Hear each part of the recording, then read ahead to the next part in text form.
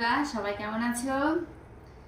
অনেকদিন পর ঝাল ঝাল খেতে ইচ্ছা করছে, কি বানিয়ে নেবো বলো তো? দেখতেই পাচ্ছ এখানে মোরল আমার বাজার থেকে নিয়ে আসছি, ভাপা খাবো।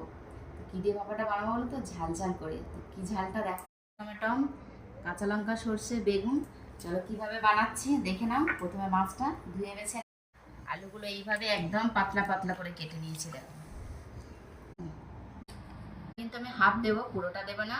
বেগুনটাও পাতলা করে কেটে নেবো এইভাবে, আলুর মতোই পাতলা পাতলা লম্বা লম্বা করে কেটে নেব।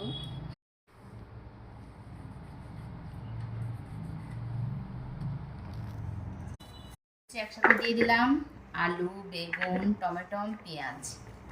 দিয়ে দেবো লবণ, হলুদ গুঁড়ো, লঙ্কার গুঁড়ো, একদম অল্প পরিমাণ আদা রসুন একটু বেটেছিলাম দিয়ে দিলাম, ঝাল ঝাল খাবো বলে। তারপর দিয়ে দিলাম মাছটা ধুয়ে রেখেছি, মাছগুলো ওর মধ্যে দিয়ে ভালো করে মিশিয়ে নিতে হবে। নিয়ে 10 মিনিট ঢাকা লাগিয়ে রাখবো। সরষের তেলটা পরিমাণ মতো নিয়ে নিয়েছি, উপর দিয়ে ছড়িয়ে দিলাম। এটা কিন্তু কলা পাতাতেও ভাপা বানানো যায়, কড়াইতেও হয়।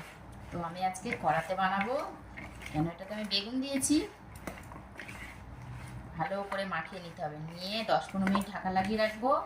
তারপর কড়া বসাবো। কমপ্লিট। 4টে কাঁচা লঙ্কা দিয়ে একটা ঢাকা দিয়ে দিলাম। 10 মিনিট থাক, 10 মিনিট পরে তারপর কড়া বসিয়ে দেখাচ্ছি। কড়ার মধ্যে সামান্য পরিমাণ তেল দিয়েছি দেখো, আর কটা কালো জিরে দিয়ে দিয়েছি। গরম হলে এটা 10 মিনিট কমপ্লিট হয়ে গেছে। কড়ার মধ্যে দিয়ে দেব,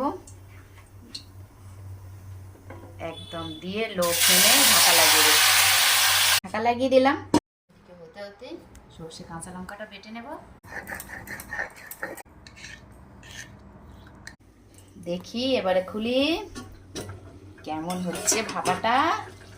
ও দারুণ সেন্ট উঠেছে, আর দেখো কালারটা কত সুন্দর লাগছে না? বাহ! এবার দিয়ে দিলাম সর্ষে বাটাটা, দিয়ে 5 মিনিট পরে নামিয়ে নেব। দারুণ টেস্টি একটা রেসিপি।